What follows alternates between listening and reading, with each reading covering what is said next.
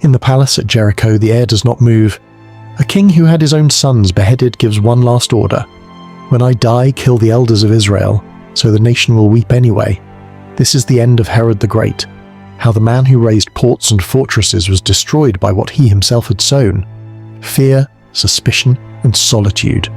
A king for Rome, a stranger to his own people. He loved Mariamne and had her killed. He shifted allegiances with a coldness that saved his throne and doomed his house. When Paranoia became law, the air changed with every rage. No one remained close enough to tell him the truth, and then the body began to speak for all of them. Josephus would write it without shaking. The flesh was failing while the mind stayed awake. But before symptoms and physicians, there was one last plot, the one meant to force a nation to mourn. Herod the Great ruled Judea from 37 BCE to 4 BCE, a reign defined by architectural magnificence and brutal tyranny. He expanded the Second Temple in Jerusalem into one of the wonders of the ancient world, erected fortresses, palaces, and entire cities. Yet, this same man executed his beloved wife, Mariamne, her mother, and 2 of his sons. The Roman Emperor Augustus reportedly remarked, "It was safer to be Herod's pig than his son," a dark jest, noting that as a Jew Herod would not eat pork, but killing his children caused him no hesitation. He governed through terror, trusted no one, and in the end his body betrayed him, as his soul had long since decayed. The illness that consumed him began subtly, a lingering pain, a fever that returned until symptoms could no longer be ignored. The Jewish historian Flavius Josephus, writing in the 1st century CE, provides the most detailed account of Herod's demise, drawn from court records and eyewitnesses. His report, clinical yet horrifying, describes a death so revolting that it defied belief. Though multiple sources confirm the core facts, Herod's body, once the vessel of power and ambition, became his prison and torment. Don't forget to subscribe to sustain our channel, your support means a lot. Let's dive into the story of Herod the Great. Modern medical historians have attempted to diagnose Herod's condition. The descriptions suggest a combination of ailments, chronic kidney disease, Fournier's gangrene, perhaps complications from diabetes or cancer. Yet the precise terminology matters less than the experience itself. This was not a swift death nor a brief illness. It was a prolonged collapse lasting weeks, possibly months, each day introducing new agony and degradation. And through it all, Herod remained lucid, trapped within his decaying flesh. Politically, his last days mirrored the decay of his body. He was a king without a trusted heir. Having executed so many relatives, his succession was chaos. His paranoia only deepened with age. From his sickbed, he issued death orders, revised his will repeatedly, uncertain whom to favor or destroy. The kingdom he had built with ruthless efficiency was unraveling before his eyes. To grasp the horror of Herod's death, we must first understand his rise. Herod was not born to royalty. His father, Antipater, was an Idumean. Despite his throne, Herod was never fully accepted by the Jewish elite. He was viewed as an outsider, a Roman puppet, occupying a throne meant for descendants of David. This insecurity shaped every decision of his reign. It fueled his suspicion, his cruelty, and the isolation that haunted his final years. He seized power in 37b.CE after a brutal civil war. His rival Antigonus was executed by the Romans at Herod's request, beheaded with an axe, a humiliating death reserved for slaves. Herod learned early that power demanded both skill and ruthlessness. He cultivated ties with Rome's greatest first, Mark Antony, then Octavian, later Augustus Caesar, switching loyalties at just the right moment. This adaptability made him a survivor, able to read the tides of power. But survival carried a price. Constant fear, endless displays of loyalty, and ceaseless proving of his worth. At his peak, Herod was formidable, physically strong, tireless, commanding in battle and in politics. His architectural feats were staggering. The temple's expansion transformed it into one of the grandest structures of the ancient world. The artificial harbour at Caesarea Maritima was an engineering wonder. Masada, perched atop a desert cliff, became a palace fortress that seemed to defy gravity.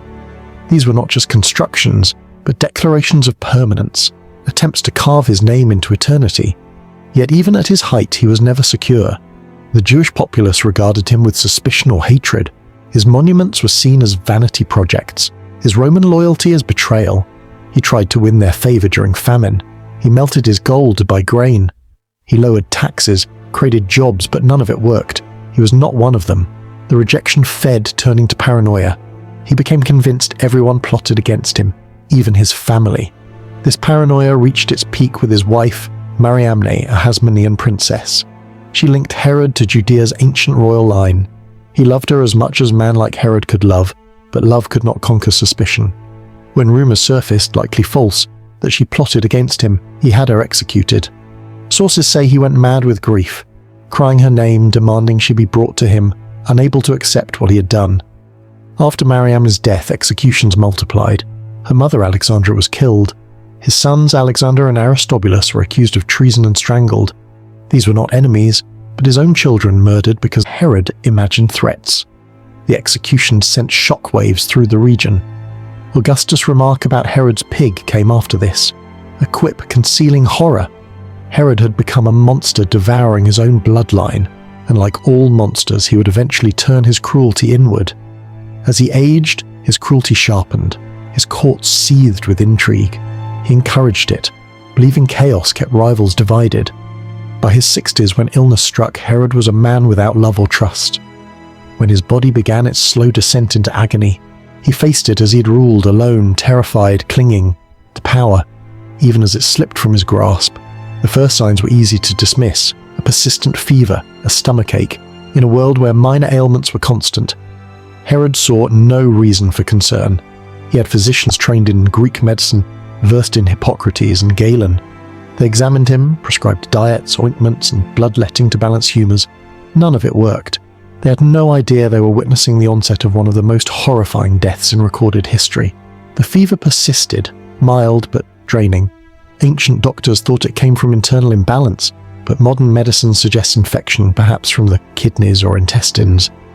Alongside fever came unbearable itching. Josephus describes Herod scratching himself until he bled. Servants applied oils, but nothing helped. The itching consumed his waking hours and disturbed his sleep, likely caused by uremic toxins building up in his blood as his kidneys failed. Then came abdominal pain, first mild, then stabbing radiating into his groin. Remedies failed. The pain only worsened. Inside, flesh was beginning to die while he still lived. Herod's appetite vanished. Food that once delighted him now revolted him. When he forced himself to eat, his stomach rebelled and he vomited violently.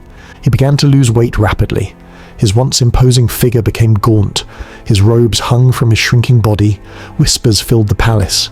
Was the king dying? Should courtiers begin preparing for the next ruler? Yet Herod's authority remained terrifying. Even in weakness he commanded executions, and fear still protected him. No one dared speak of succession openly. As his body deteriorated, his mind followed. The paranoia that had long defined him now consumed him completely. His son, Antipater, long positioned as heir, was accused of plotting to poison him, a charge that may have had some basis, though none could prove it. His doctors, baffled and desperate, consulted texts, invoked gods, and experimented with every known treatment. Bloodletting, diet changes, baths, herbs, even amulets. Nothing helped. Some whispered that his disease was divine punishment. Others called it an incurable corruption of the body. Herod, in agony, tried everything. Each day brought new torments, new symptoms. Weeks passed. His fever never broke. The itching intensified. The pain grew unbearable. His legs began to swell. The skin stretched and glistened from trapped fluid. His feet became too large for sandals. When pressed, the swollen flesh retained finger-shaped indentations, a sign of edema, now recognized as kidney failure. The king, who once strode confidently through marble halls, could now barely stand. As winter approached, his condition worsened. Josephus's account becomes gruesomely detailed here, suggesting even hardened observers were horrified. The swelling spread upward, his abdomen distending grotesquely, but the true horror began in his groin. His genitals became inflamed and discolored. The tissue began to die. Modern experts believe Herod suffered from Fournier's gangrene, a fast-spreading bacterial infection that devours living flesh. Without surgery or antibiotics, the disease was a slow death sentence. Bacteria invaded deep tissues, cutting off blood supply. Starved of oxygen, the flesh died, providing fertile ground for new bacterial growth. It advanced relentlessly, consuming inches of flesh each day. The visible signs were ghastly, his groin darkened, patches turning red, then purple, then black.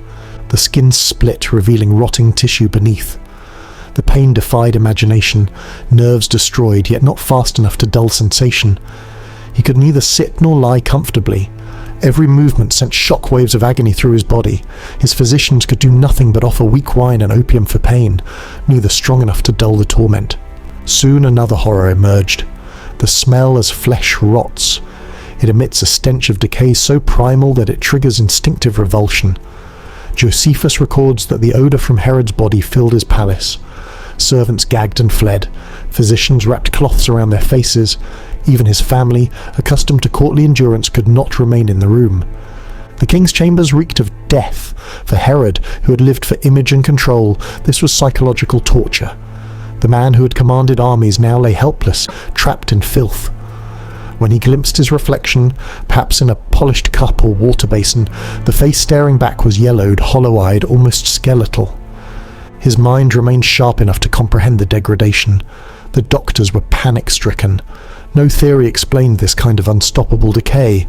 Some declared it the wrath of heaven, fitting punishment for his crimes. In an age when disease and divinity intertwined, Herod's condition seemed a living allegory of moral corruption made flesh, and the nightmare deepened. His lungs began filling with fluid, pulmonary edema. Each breath became a struggle, rasping and shallow. His intestines ulcerated, producing bloody diarrhea. His skin erupted in sores that oozed pus. His tongue swelled. He drooled constantly. Every organ was failing, yet consciousness remained intact. He was forced to witness moment by moment his own body collapsing into filth. Then came the worms. Josephus records that Herod's genitals became infested with maggots. Real, not symbolic. Flies drawn by the stench laid eggs in his rotting flesh, and the larvae fed upon the dead tissue. Medical experts confirm that this is consistent with advanced gangrene. Herod's body had become a living corpse, an ecosystem of decay. Modern medicine sometimes uses sterile maggots to clean wounds, but Herod's infestation was wild, uncontrolled. The maggots wriggled deep in open wounds, devouring flesh while he still lived. The sensation must have been indescribable. The crawling movement inside one's own body, the knowledge that one is being eaten alive. Servants tried scraping them out, but removal tore away living flesh, causing more bleeding, and more flies arrived each day laying new eggs. The infection spread beyond his groin. Open sores on his legs and abdomen became infested. His rectum, damaged by ulcers, swarmed with insects. The king, who had ruled by fear, was now food for creatures he could not command. He had become less than human, a decaying host for vermin. Servants broke down from horror. Some refused to continue tending him. Others were forced to replace them, only to flee soon after. In Jewish tradition, contact with the dead rendered one impure. Herod, alive yet rotting, had become a source of defilement. Priests could not approach him. Rituals were forbidden in his presence. Symbolically, he had crossed into Sheol, the land of death, while still breathing. The image was potent. The man who sought immortality through temples and monuments was now a walking corpse. His own body testified to the futility of his ambition. Power and glory had decayed into pus and worms. During brief moments of lucidity, he screamed not only from pain but rage. He cursed fate, gods, and his own flesh. Days blurred into weeks. The infestation renewed itself. Maggots matured, dropped away, and returned. His body had become a breeding ground, a grotesque cycle of life and death. The physicians could not stop it.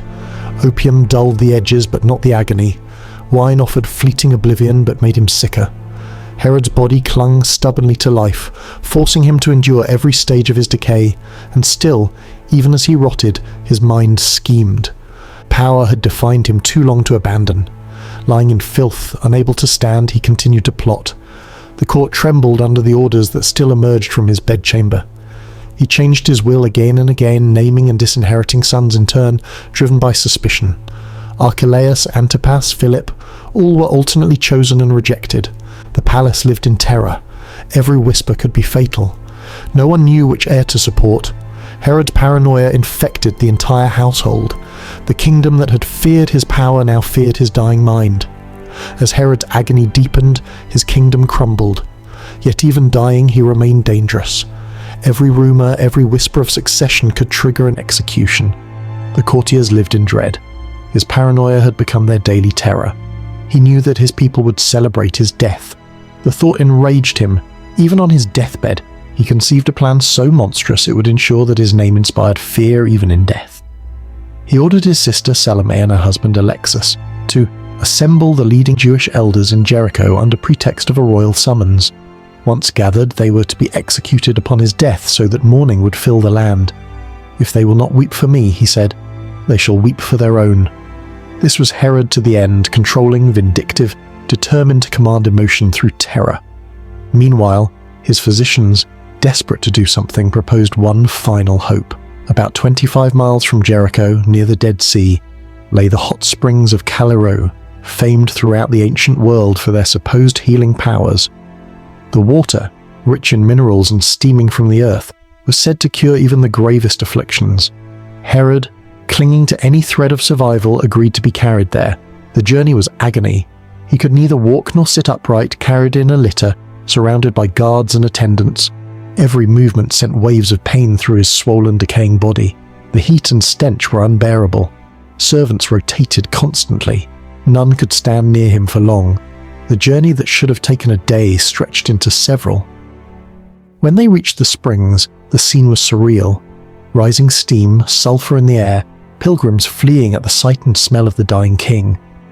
Herod was lowered into the water with excruciating difficulty. The scalding heat touched his open sores. He screamed in agony. The attendants panicked, pulling him from the pool. His body convulsed violently. For a moment they thought he had died. When he regained consciousness, he forbade any further attempts. The supposed cure had only worsened his suffering, but the last hope was gone. In that moment, something within Herod broke. The man who had spent his life defying fate finally understood that death was inevitable. The realization marked a turning point. Some sources say he grew quiet and fatalistic. Others claim his cruelty sharpened again. Perhaps both were true. He was still a king and still feared. The palace became a place of dread, filled with the smell of decay and the sounds of the dying king's labored breathing. Even his attendants approached only when ordered, holding cloths to their faces. The sight of him was unbearable. The bloated abdomen, the blackened skin, the constant oozing sores, every human dignity had been stripped away. When the pain became intolerable, Herod begged for stronger medicine. His physicians, already at the limits of what opium and wine could offer, refused to risk killing him. Though death would have been mercy, desperate to escape, Herod attempted suicide.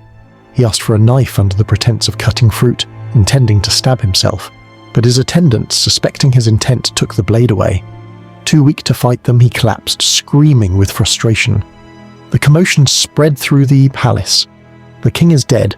Prisoners heard the rumor, including his imprisoned son Antipater, accused of treason.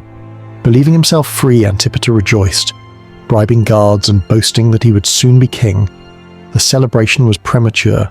Herod still lived, and when news of his son's reaction reached him, his fury blazed. Even on the brink of death, he gave one last command. Antipater was to be executed immediately. It was his final act of cruelty, a father ordering the death of his last remaining son. Roman approval was technically required for such an execution, but Herod would not wait. Soldiers dragged Antipater from his cell and killed him within hours. 5 days later, Herod himself would follow. After Antipater's death, the king's strength ebbed rapidly. The swelling worsened until his abdomen was distended and tight as a drum. His breathing became shallow. Each ghastly smell, already unbearable, grew stronger. Servants burned incense constantly, but the fetus seeped through walls and floors. The entire palace stank of corruption. Herod drifted in and out of consciousness. The final days brought new horrors. Convulsions racked his body. Sweat poured from him and smelled foul. He could no longer control his bowels or bladder. The attendants tried to clean him, but his body excreted faster than they could act.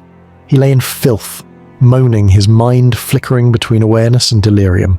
And still his heart kept beating, his lungs still dragged in air. It was as though life itself refused to release him, forcing him to endure every moment of his punishment.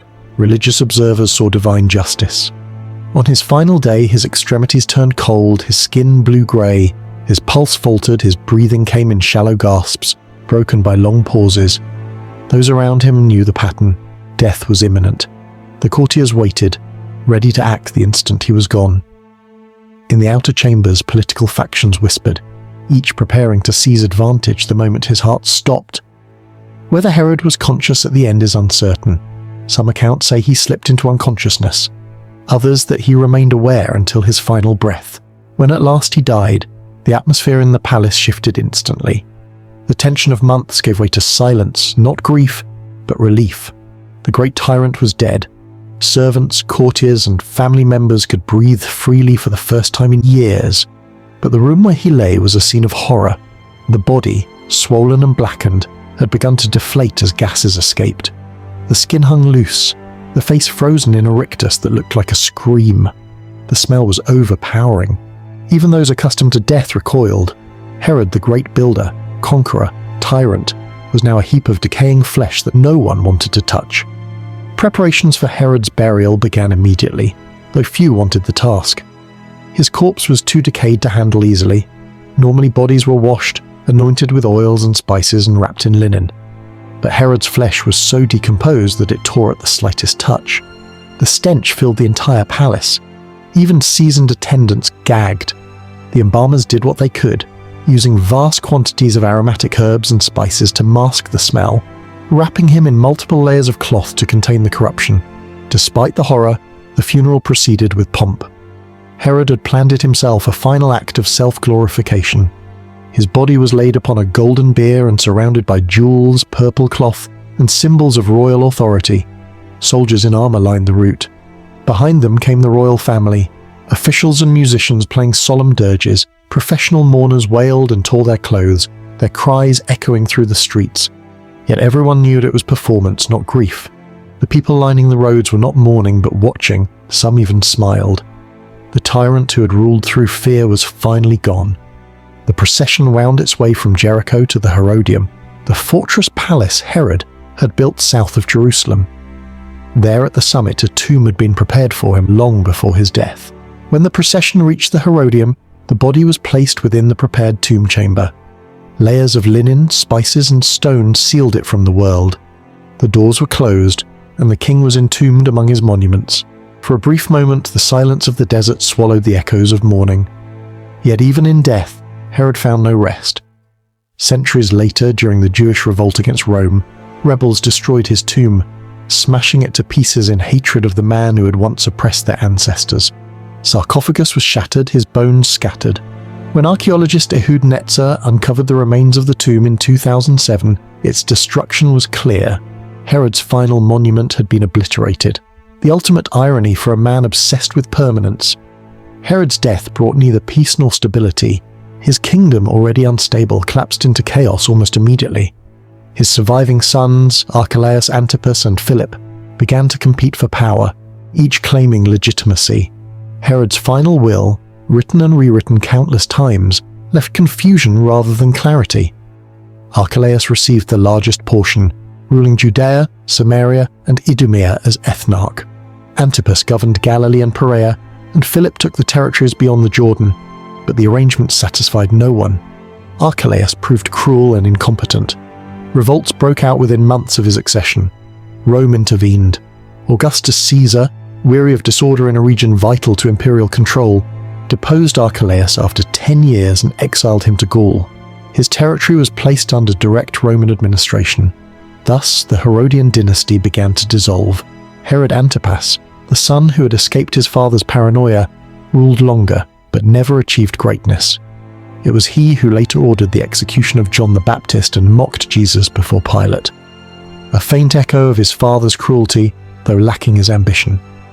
Philip governed quietly until his death, leaving no heir. Within a generation, Herod's entire legacy, the kingdom he'd built through blood and fear, was gone.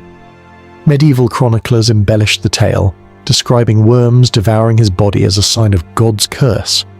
Artists depicted him surrounded by demons or writhing in flames. Modern historians, though less theological, find the ancient report strikingly accurate. Medical experts analyzing Josephus's account conclude that every symptom described, the fever, the itching, the swelling, the gangrene, the worms, corresponds precisely with real medical conditions. Chronic kidney failure explains the itching and fluid retention. Fournier's gangrene accounts for the rotting flesh and infestation, Heart disease and pulmonary edema match the breathing difficulties. Even his fluctuating mental state aligns with the delirium of advanced infection and uremia. Yet beyond symbolism lies the man himself, a figure of contradictions. Herod was a brilliant builder and a ruthless killer, a political survivor and a paranoid tyrant. He expanded the Second Temple yet murdered its priests. He fed the poor during famine yet slaughtered his own sons. His ambition reshaped Judea's landscape and scarred its people for generations. His death encapsulated that duality. It was both biological decay and moral collapse, both the end of a man and the unraveling of an empire.